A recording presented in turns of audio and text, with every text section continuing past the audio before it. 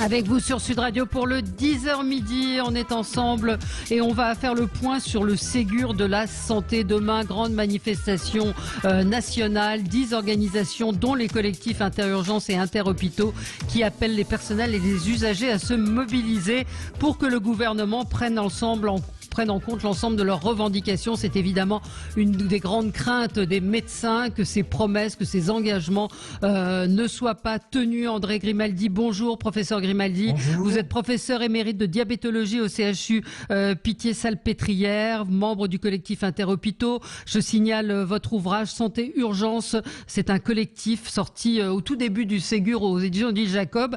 Ça fait très longtemps que je vous reçois, professeur Grimaldi. Vous êtes l'un des premiers à avoir alerté sur les dangers de la réforme de l'hôpital, à avoir signalé les dysfonctionnements, à avoir dénoncé cet hôpital entreprise qui n'avait pas de sens et dont on a pris toute l'ampleur et dont on a vu la conséquence avec ce qui s'est passé avec le Covid. Et puis Jérôme Marty, bonjour, merci d'être avec nous, bonjour. Médecin généraliste à Fronton, et vous êtes président du syndicat UFMLS, Union française pour une médecine libre, avec une médecine de ville qui, selon vous et selon vos confrères, a été oubliée, mal protégée, mise en danger. Donc c'est une grande inquiétude de la plupart des médecins, qu'ils soient hospitaliers ou privés. Professeur Grimaldi, l'état d'esprit aujourd'hui des soignants, des médecins, quel est-il ? Il est à la fois espérance d'un changement, mais aussi défiance, parce que les mots, à force d'être employés, s'usent et on attend les actes. Un grand plan massif pour l'hôpital, c'est dit par le président, mais ça avait été dit déjà par le Premier ministre dans la crise en novembre. Donc, quelles vont être les décisions ? Où sont les grandes défaillances de notre système de santé ? En gros, il fonctionne assez bien pour les soins programmés, standardisés, et il est complètement dysfonctionnel pour les urgences, et a fortiori pour une pandémie, et pour les maladies chroniques. Et les dysfonctionnels, notamment dans la coupure, le manque de coordination entre la ville et l'hôpital, dans le mode de financement pour ce type d'activité, et la nécessité d'un travail d'équipe qui est en construction en ville. Le Covid a accéléré grâce à la mobilisation des soins primaires et était très abîmé à l'hôpital, ce travail en équipe.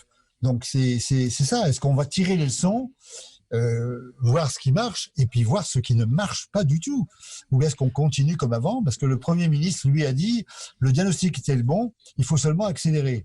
Alors c'est pas pareil, changer de cap ou garder le cap en accélérant. Voilà le débat, et le Ségur pour le moment, il parle, il cause, mais il n'y a pas aucune décision concrète et on ne sait pas ce qui va en sortir. Est-ce qu'on avait vraiment besoin de causer, justement, pour reprendre votre expression?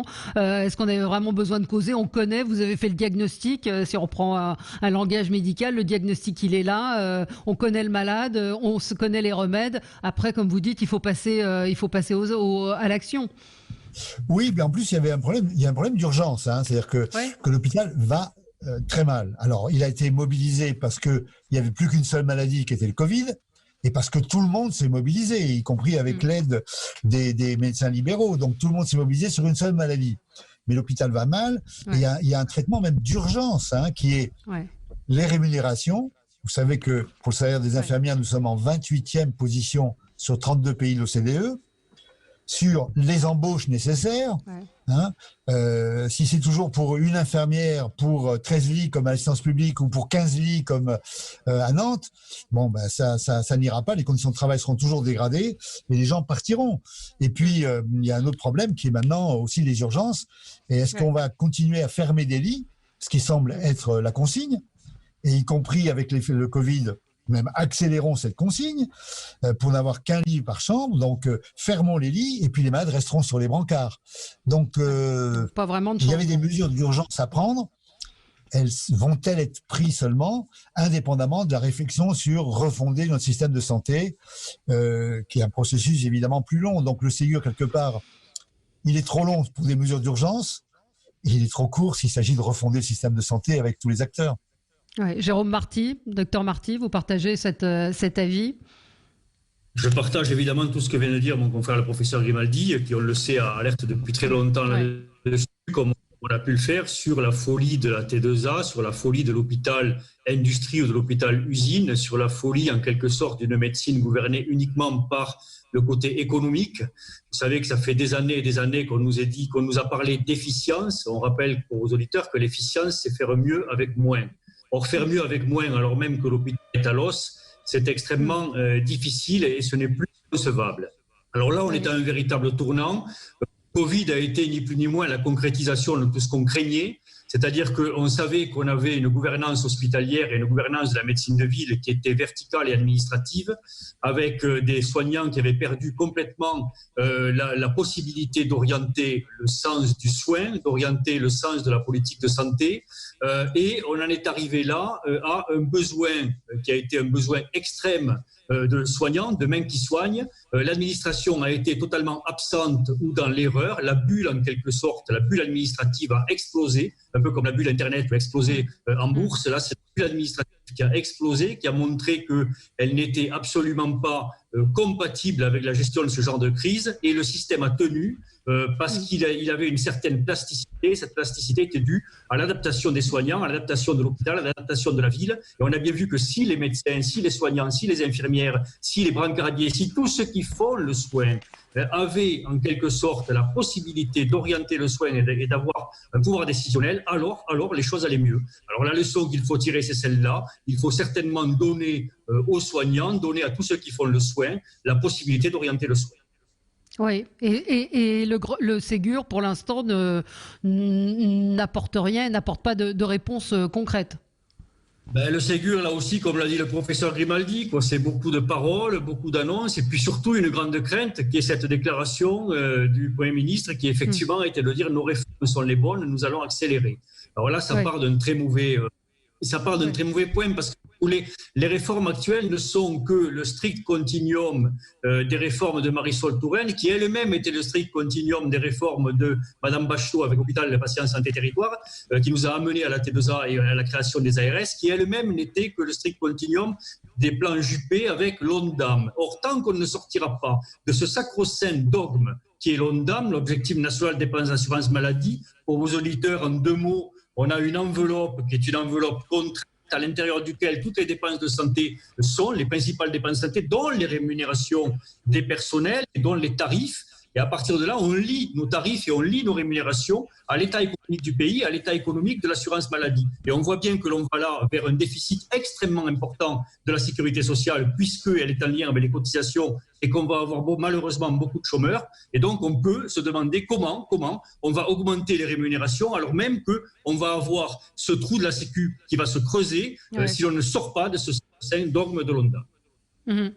Professeur Grimaldi, l'hôpital a réussi tout de même, alors on pourra revenir sur les propos du président de la République, Dr Marty était assez sévère hier quand le président dit « nous n'avons pas à rougir de notre bilan, des milliers de vies ont été sauvées ». Dr Marty dit « des milliers de vies ont été perdues, elles auraient été moins nombreuses si les moyens de production, masques, tests avaient été disponibles ». Mais sur l'organisation, professeur Grimaldi, de l'hôpital, finalement, on a montré que l'hôpital pouvait fonctionner. J'ai entendu une de vos consoeurs, je crois que c'était à la Pitié, qui disait on a tout eu, on a réussi à fonctionner et on a très peur qu'on revienne en arrière. L'hôpital peut le faire, l'hôpital peut fonctionner si les bonnes décisions sont prises. C'est ça le message aussi. Oui, enfin il faut être conscient quand même du côté exceptionnel, puisque tout le monde était mobilisé sur une seule maladie. Il n'y avait plus de chirurgie. Les chirurgiens pouvaient aider, y compris faire du travail d'aide-soignante. Bon, il n'y avait plus les patients atteints de maladies chroniques. Il n'y avait plus qu'une seule maladie et toute une mobilisation générale, y compris des renforts extérieurs. Alors ensuite, en même temps, il y avait, figurez-vous, aucun gaspillage, parce que comme on avait un sentiment de pénurie, il était clair que tous les médicaments étaient utilisés au mieux. Donc on est dans une situation exceptionnelle et les gestionnaires, débordés, dépassés par la situation, se sont mis au service des soignants. Alors il faut garder... Bon, bien sûr, on ne peut pas dire que c'est une situation habituelle. Maintenant, les patients atteints de maladies chroniques, les opérations chirurgicales reprennent et il ne faut pas revenir à la situation d'avant. Mais ce qui est le cas aujourd'hui, parce que moi j'ai eu certains médecins dans des hôpitaux qui disent on m'a supprimé des lits. Oui, mais la situation, est-ce qu'on supprime des lits? Est-ce que vous avez le même problème finalement? Au nom de la sécurité sanitaire, on supprime des lits. Et on supprime des lits d'autant plus qu'on n'a pas le personnel pour les ouvrir. Donc si on a une épidémie même aussi banale que celle de bronchiolite, c'est-à-dire l'épidémie des nourrissons qui arrive à l'automne, ce qui s'est passé à l'automne dernier. On a été débordés et des dizaines de nourrissons ont été transportés par le SMUR à plus de 200 km de Paris. S'il arrive un nouvel événement, une grippe un peu sévère, on ne tient pas. Parce que cette logique d'hôpital de flux, comme sur une chaîne de production où il n'y a aucun lit libre, où tout doit être occupé en permanence, parce que selon la logique de la tarification à l'activité, un lit libre, c'est un lit qui coûte et qui ne rapporte pas. Donc finalement, vous avez des malades sur les brancards. Alors qu'est-ce qu'il faut faire ? Qu'est-ce qu'il faut faire pour que ça change ? Ce qu'il faut que ça change, il faut une attractivité de l'hôpital, donc il faut des salaires et il faut de l'embauche. Et puis, il faut à ce moment-là mettre les lits là où on en a besoin, c'est-à-dire l'aval des urgences, l'aval des soins aigus. Maintenant, c'est vrai que dans d'autres disciplines, on peut, y compris dans la mienne, fermer un certain nombre de lits, mais à condition de ne pas être sous la base du tarif qui fait que les directeurs nous disent hospitalisez, hospitalisez, faites sortir, hospitalisez. Donc les malades sortent trop rapidement pour pouvoir libérer des lits et faire de la production en quelque sorte. Donc ça, c'est complètement aberrant. Il faut changer ce système, changer le mode de financement. Donc ça, c'est un énorme travail qui doit être en route. Alors, en même temps, on dépense beaucoup pour la santé, pas plus que les autres pays riches. En dollars par habitant, nous dépensons 20% de moins que l'Allemagne, même si en pourcentage de PIB, nous dépensons de manière identique. Mais dans les dépenses, dans le Covid, il n'y a pas eu de gaspillage du tout. Or, dans la pratique quotidienne, il y en a. Et on a des coûts de gestion du système de santé qui sont très au-dessus de la moyenne de l'OCDE. Nous dépensons plus de 17 milliards de frais de gestion. Avec un doublon, 7,5 milliards pour les mutuelles et assurances complémentaires et 7,3 milliards pour la Sécu, plus toutes les agences de l'État. Donc, tout ça est à complètement revoir avec l'idée que la santé est un bien commun qui ne doit être ni privatisé, ni étatisé et qui suppose une cogestion. Donc, c'est une vraie refondation de l'importance de celle de 45 ou de 58. C'est pas d'un petit replâtrage ou d'ajustement de tarifs. On s'en sortira pas comme ça. Encore une fois, notre système, il fonctionne pour les soins programmés. La chirurgie ambulatoire, c'est un progrès avec une tarification à l'activité, très bien, pour une prothèse de hanche simple, pour une cataracte opérée en ambulatoire, pour un canal carpien ou une séance de dialyse. Mais c'est de loin pas toute la médecine. Il y a toutes les urgences, les consultations sans rendez-vous, il y a toutes les maladies chroniques qui sont une épidémie également. C'est 20 millions de personnes en France, les maladies chroniques. Alors, on va marquer une pause. On va revenir avec le docteur Marty sur la médecine de ville qui a été la grande oubliée également de cette épidémie. Et là aussi, il va falloir réfléchir à une meilleure organisation. À tout de suite et vous pouvez nous appeler 0826 300 300 si vous voulez réagir. À tout de suite. Avec vous sur Sud Radio pour le 10h midi. Que va devenir l'hôpital, la médecine de ville ? Est-ce que les promesses du président de la République et du Premier ministre seront tenues, et en tout cas est-ce qu'une direction différente sera prise? On est avec le docteur Jérôme Marty, médecin généraliste et président du syndicat UFMLS, et également avec nous le professeur Grimaldi. Je rappelle votre livre, professeur, qui est un collectif paru chez Odile Jacob, Urgence Santé. Professeur docteur Marty, la médecine de ville, parlons-en. Vous avez été là pendant le Covid, et assez peu finalement d'aide, de reconnaissance de la part de l'État également. Et on a été là dans des conditions extrêmement difficiles, surtout au début, avec des médecins dont on sait qu'ils se sont exposés, en particulier dans les régions qui ont été fortement impactées, comme la Moselle ou la Meurthe-et-Moselle, qui ont vu des dizaines de cas de Covid par jour, certains 50, 60 cas par jour, nous disait-il, et les ont vus absolument sans aucune protection, et certains, malheureusement, en sont décédés. On rappelle qu'il y a 46 médecins libéraux qui sont décédés, dont 26 en activité. Les autres, on ne sait pas s'ils étaient en réserve sanitaire, s'ils avaient repris une activité ou non. On est en train d'enquêter là-dessus. Mais en tout cas, oui, la médecine libérale a été fortement mobilisée, contrairement à ce que peut dire notre ministre. Et par 2 fois, il nous a dit que la médecine de ville avait été très peu sollicitée, dit-il, ce sont ses propres termes, pendant la phase 3, pendant le confinement notamment. Et puis, il nous a dit aussi que la plupart des cabinets, beaucoup d'entre eux avaient été fermés, ce qui est absolument faux, prouvé d'ailleurs par la dernière enquête de 360 Medics, qui est un site qui a interrogé des milliers de soignants et qui a montré que 92% des cabinets libéraux étaient restés ouverts pendant toute la crise. Donc évidemment, on nous a mobilisés et on a montré qu'on ne pouvait pas faire sans nous, et le professeur Grimaldi l'a dit, on est venu en aide à nos confrères hospitaliers pour qu'ils puissent se consacrer aux cas les plus graves. Et on montre bien que la médecine de France a cette chance d'avoir à la fois une médecine libérale et une médecine publique de l'hôpital public, un système qui fonctionne en quelque sorte sur deux jambes, mais malheureusement, les deux secteurs vont mal, puisque vous n'êtes pas sans savoir qu'il y a de plus en plus de déserts médicaux, qu'il manque de plus en plus de médecins, qu'on est face à une pénurie démographique très importante et que l'on rejoint en ça cette espèce d'erreur de gestion que peuvent connaître nos confrères hospitaliers, avec un gap très important entre l'attractivité de nos professions et une gestion qui est et ce qu'il faudrait avoir en termes de rémunération de tarifs, le tout en lien avec une gestion qui est vraiment administrative et uniquement basée sur le coût de la santé et non pas sur ce que peut rapporter la santé en tant que bien commun au pays. Oui, professeur Grimaldi, votre livre donc Santé Urgence est paru chez Odile Jacob. C'est pas le premier livre que vous faites sur le sujet. Ça fait des années et des années que vous alertez, que vous dénoncez. Il y a plein de médecins, de chefs de service qui ont démissionné. Visiblement, ça marche pas. Visiblement, personne n'entend. Qu'est-ce qu'il va falloir faire ? Demain, il y a une grande manifestation. Beaucoup d'organisations sont mobilisées, mais visiblement, ça suit pas derrière. C'est quand même ça concrètement qu'on peut dire. Mais, oui, vous avez raison. C'est-à-dire que il faut changer d'abord le fond d'affaires. C'est-à-dire que l'idée a été que la médecine devenait une prestation comme une autre, en quelque sorte une marchandise comme une autre, et que ce qui était vrai pour le commerce était vrai pour la médecine. Autrement dit, la concurrence vous permet d'obtenir la qualité au plus bas coût. Donc, ça a été ça le dogme. Hein. Donc, l'hôpital-entreprise, c'était entreprise commerciale. Oui. On va vous mettre en concurrence avec les cliniques, avec le privé non lucratif, et puis entre la ville et l'hôpital, et avec une tarification d'activité qui fait augmenter votre activité, le paiement à l'acte à ville qui chacun défend son activité, la multiplie. Nous, on avait comme consigne augmenter l'activité, quitte à faire sortir rapidement les malades.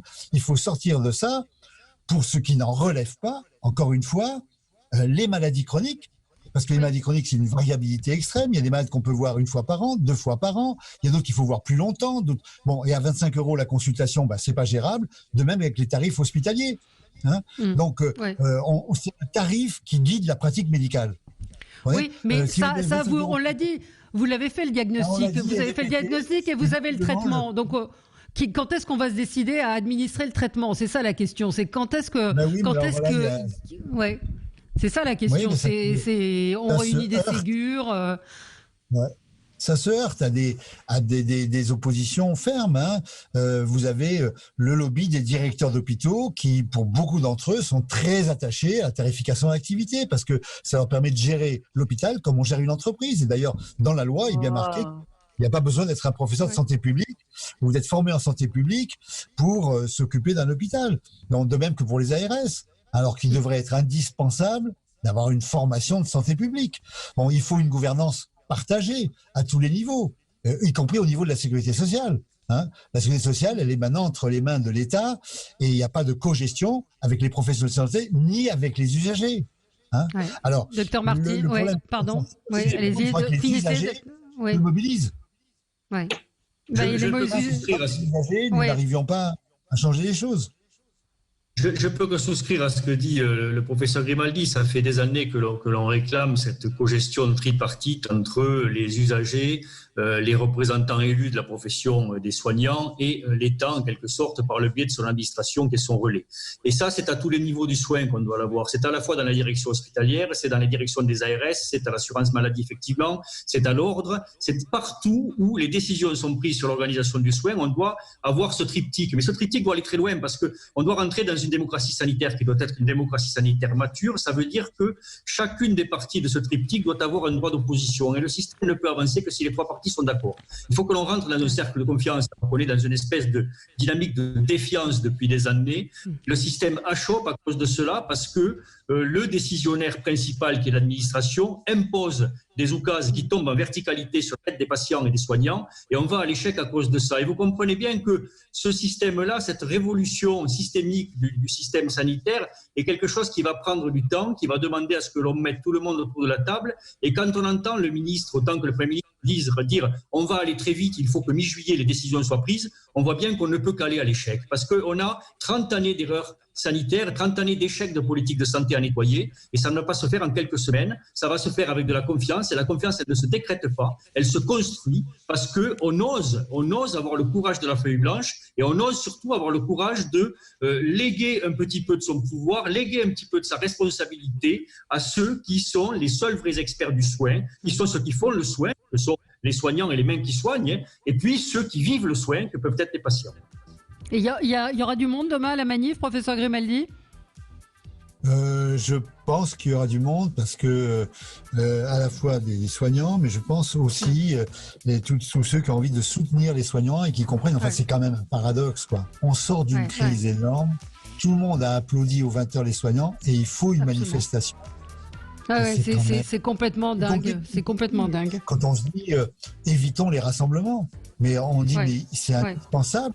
Parce qu'autrement, tout le monde se dit, mais on va attendre les vacances, et puis ensuite, il y aura d'autres sujets, et puis on reviendra comme avant avec quelques petites rustines. Donc, c'est quand même un paradoxe choquant qu'il faille en venir là, que les annonces restent des paroles générales. Il y aura une augmentation substantielle des salaires. Mais qu'est-ce que ça veut dire, substantielle ? Vous dites pas à Renault, vous dites pas à l'aéronautique, on va vous aider substantiellement. Oui, il y a des chiffres qui sont sortis, absolument. Mais on va en reparler justement sur ce discours du président de la République hier soir, sur cette intervention où il y a eu aussi beaucoup de zones de flou. Merci à tous les deux. Merci professeur Grimaldi. Votre livre Santé Urgence, ouvrage collectif qui est sorti au début du Ségur aux éditions Odile Jacob, et professeur Marty qu'on entend et qu'on lit régulièrement également sur Twitter. Merci à tous les deux. Dans un instant, l'actualité.